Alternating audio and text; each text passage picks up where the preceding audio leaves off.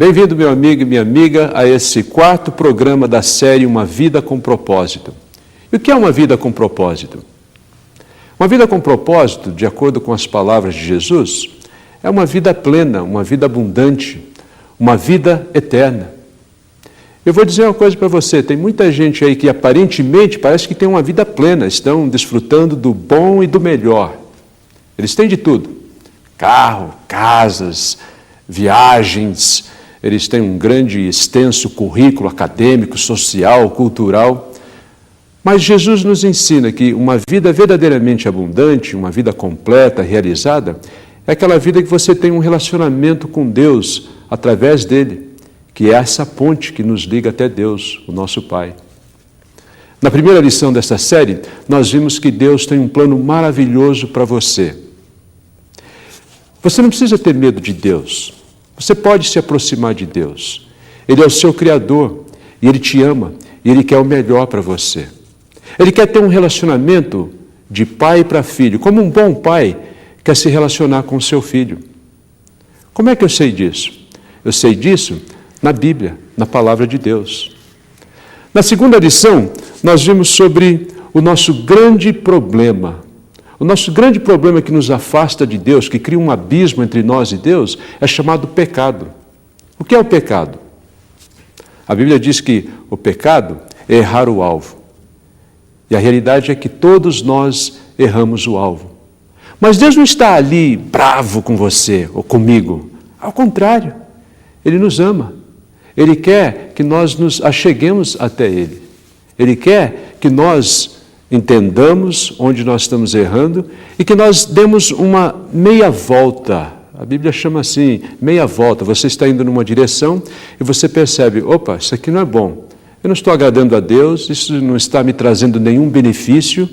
Eu vou voltar e passar agora a seguir o que Deus quer. Olhar para Deus e buscá-lo na palavra, buscar ter um relacionamento com Ele.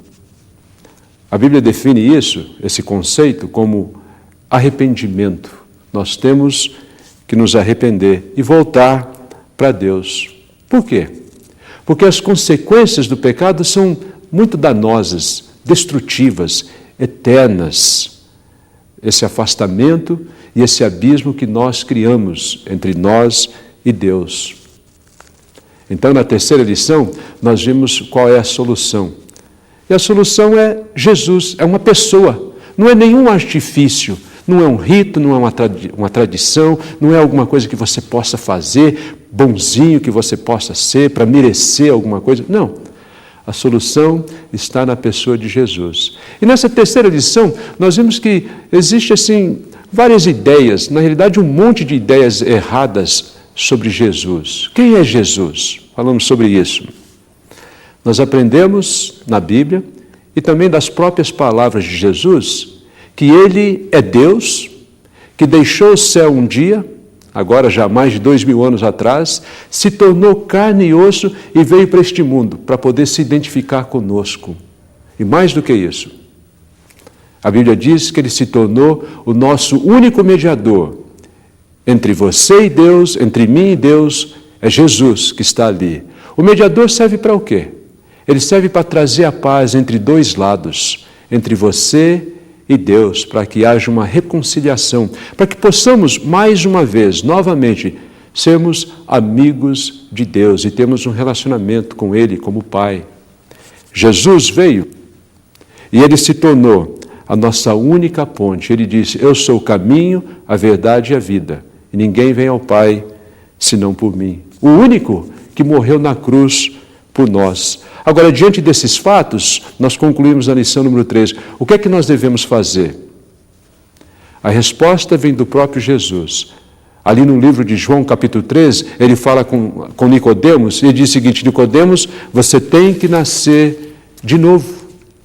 Agora, talvez você esteja dizendo, como Nicodemos pensou lá no primeiro século, mas como eu posso nascer de novo? Eu já sou um adulto, eu já sou talvez até uma pessoa de idade ou meia idade. Como é que eu posso nascer de novo? Além do mais, eu já baguncei tanto na minha vida. Eu estou tão longe de Deus, sabe? Como é que eu posso me aproximar? Será que é possível isso acontecer comigo? Nicodemos tinha a mesma dúvida E ele fez a mesma pergunta para Jesus.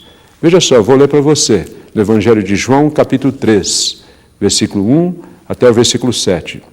Um homem chamado Nicodemos, que era líder dos judeus, uma noite ele foi visitar Jesus e disse: Rabi, que significa mestre, nós sabemos que é Senhor e mestre, e que Deus te enviou, pois ninguém pode fazer esses milagres se Deus não estiver com ele.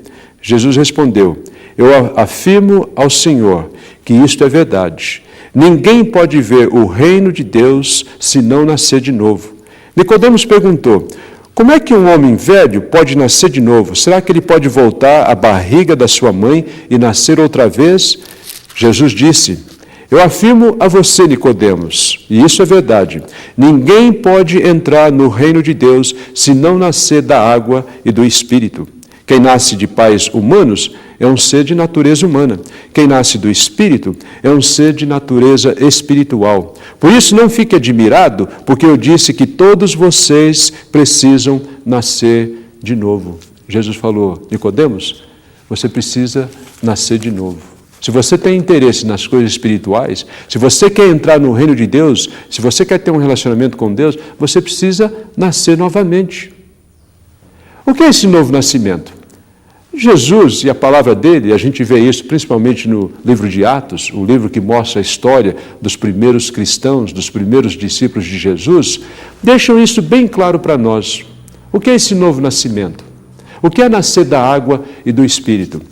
Acho que você pode abrir a sua Bíblia no livro de Atos, capítulo 2, versículo 36 até o versículo 41, e você vê uma boa definição ali. Ali no contexto, só para te dar o histórico ali. Pedro está pregando no dia de Pentecostes, lá no primeiro século, ano 33, logo após a morte de Cristo e a ressurreição de Cristo. E ele diz: olha, vocês mataram, vocês crucificaram a Jesus. E aquela multidão que alguns poucos dias antes haviam realmente matado, crucificado Jesus, foi compungida, quer dizer, tocada no coração, e perguntaram então para Pedro: o que é que nós devemos fazer? Atos 2:38, Pedro tem a resposta: o novo nascimento da água e do Espírito, inclusive nos ensinando quais são os propósitos para esse novo nascimento, para o batismo. Veja só o que ele diz: arrependam-se e cada um de vocês seja batizado em nome de Jesus Cristo, para que os seus pecados sejam perdoados e vocês receberão de Deus o Espírito Santo. Ele diz: arrependam-se e sejam batizados. Para a remissão, quer dizer, para o perdão dos pecados, olha, o primeiro propósito do batismo.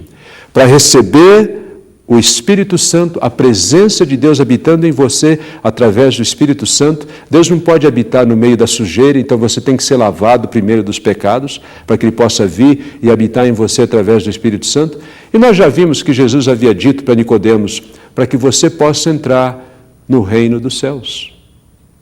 E sabe o que aconteceu? Uma coisa maravilhosa. No versículo 41, a gente vê ali a conclusão dessa história. E naquele mesmo dia, muitos acreditaram na mensagem que Pedro pregou. E veja só o que diz: foram batizados naquele dia quase 3.000 pessoas, se juntando ao grupo dos seguidores de Jesus. Quase 3.000 pessoas. Que resultado fantástico, não é mesmo? Agora, a história não termina por aí. Esse aqui é somente o começo da história. Gostaria de correr com você mais algumas passagens aqui no livro de Atos e mostrar para você a importância do batismo e como as pessoas que entendiam esse passo importante para a salvação, para garantir a vida eterna e um relacionamento com Deus, estavam aceitando, abraçando e sendo batizados imediatamente. Veja só, livro de Atos, capítulo 2, versículo 46 e 47. Diz ali: todos os dias, esses cristãos que foram batizados estavam unidos, se reuniam no pátio do templo, nas suas casas partiam o pão e participavam das refeições com alegria e humildade. Alegria, um dos primeiros frutos do Espírito, alegria.